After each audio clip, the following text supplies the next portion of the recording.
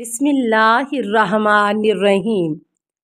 السلام علیکہ یا صاحب العصر والزمان۔ حیات امام حسن مجتبیٰ علیہ السلام کے چند گوشے۔ زبان رسالت دہن امامت میں علل شرائع میں ہے کہ حضرت امام حسن علیہ السلام کی ولادت ہوئی اور آپ سرور کائنات صلی اللہ علیہ وسلم کی خدمت میں لائے گئے تو رسول کریم صلی اللہ علیہ وسلم بے انتہا خوش ہوئے اور ان کے دہن مبارک میں اپنی زبان اقدس دے دی۔ بحار الانوار میں ہے کہ حضرت صلی اللہ علیہ وسلم نے نوزائیدہ بچے کو آغوش میں لے کر پیار کیا اور داہنے کان میں آذان اور بائیں کان میں اقامت فرمانے کے بعد اپنی زبان ان کے منہ میں دے دی۔ امام حسن علیہ السلام اسے چوسنے لگے۔ اس کے بعد آپ نے دعا کی، خدایا اس کو اور اس کی اولاد کو اپنی پناہ میں رکھنا۔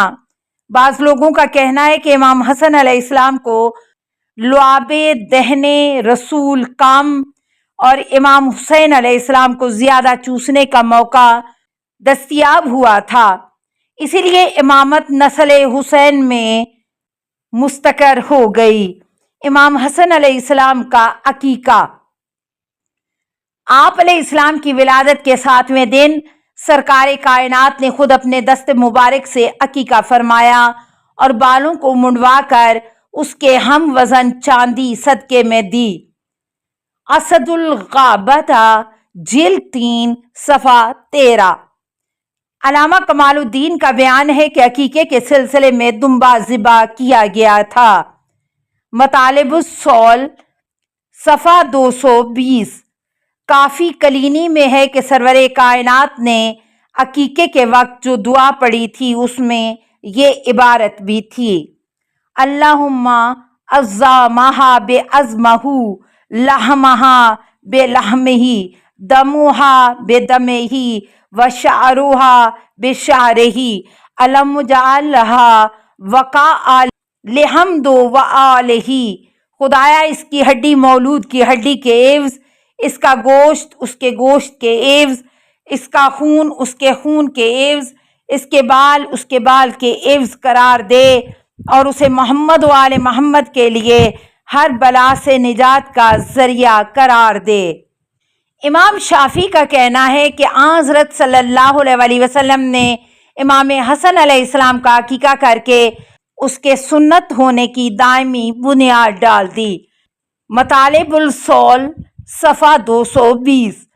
امام حسن مجتبیٰ علیہ السلام کے بہت سے القاب ہیں، از جملہ سبط اکبر، سبط اول، طیب، قائم، حجت، تقی، ذکی، مجتبیٰ، وزیر، اسیر، امیر، امین، زاہد و بر، مگر سب سے زیادہ مشہور لقب مجتبیٰ ہے، اور شیعہ حضرت علیہ السلام کو کریم اہل بیت کہتے ہیں۔ ان حضرت کی کنیت ابو محمد ہے۔ منتہا المال جلد 1 صفحہ 219۔ رمضان در تاریخ صفحہ 111۔ کشف الغمہ جلد 2 صفحہ 86۔ مطالب الصول صفحہ 221۔ زیارت عاشورہ سے معلوم ہوتا ہے کہ آپ کا لقب ناصح اور امین بھی تھا۔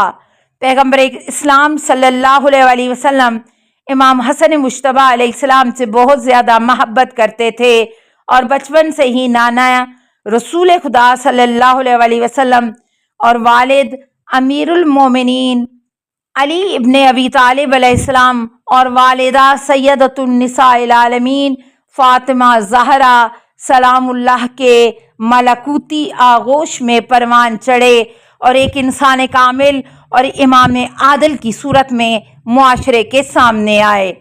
پیغمبر اسلام صلی اللہ علیہ وسلم نے ایک حدیث کے ذریعے اپنے نور چشم حسن مجتبیٰ علیہ السلام کی فضیلت یوں بیان فرمائی ہے کہ البتہ حسن میرا فرزند اور بیٹا ہے، وہ میرا نور چشم ہے، میرے دل کا سرور اور میرا ثمرہ ہے، وہ بہشت کے جوانوں کا سردار ہے اور امت پر خدا کی حجت ہے، اس کا حکم میرا حکم ہے، اس کی بات میری بات ہے، جس نے اس کی پیروی کی اس نے میری پیروی کی، جس نے اس کی مخالفت کی اس نے میری مخالفت کی۔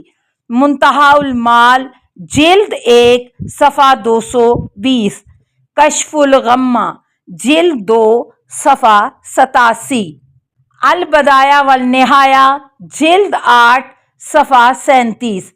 ایک دوسری حدیث ہے، جب اس کی طرف دیکھتا ہوں تو میرے بعد اسے کیسے کمزور کریں گے، اس یاد میں کھو جاتا ہوں جبکہ یہ اسی حالت میں اپنی ذمہ داری نبھاتا رہے گا جب تک کہ اسے ستم و دشمنی سے زہر دے کر شہید کیا جائے گا۔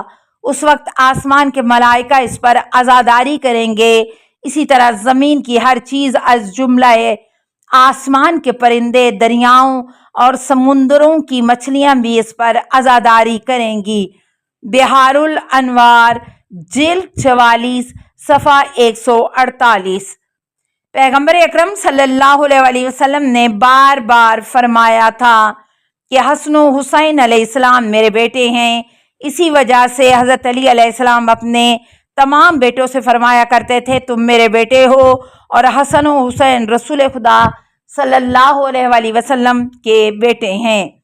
مناقب ابن شہر آشوب جلد 1 صفحہ 21، ذخائر الاقبا صفحہ 67 121۔ السلام علیکہ یا صاحب العصر والزمان، الامان الامان الامان من فتن الزمان۔ السلام علیکہ یا خلیفۃ الرحمن، السلام علیکہ یا امام الانس والجان، السلام علیکہ یا مظہر الایمان، السلام علیکہ یا شریک القرآن، السلام علیکہ یا قاطع البرہان، السلام علیکہ یا امام زماننا ھذا اجل اللہ فرجک وسہل اللہ مخرجک وظہورک۔ السلام علیکہ ورحمۃ اللہ۔ اللہم صلی علی محمد و آل محمد۔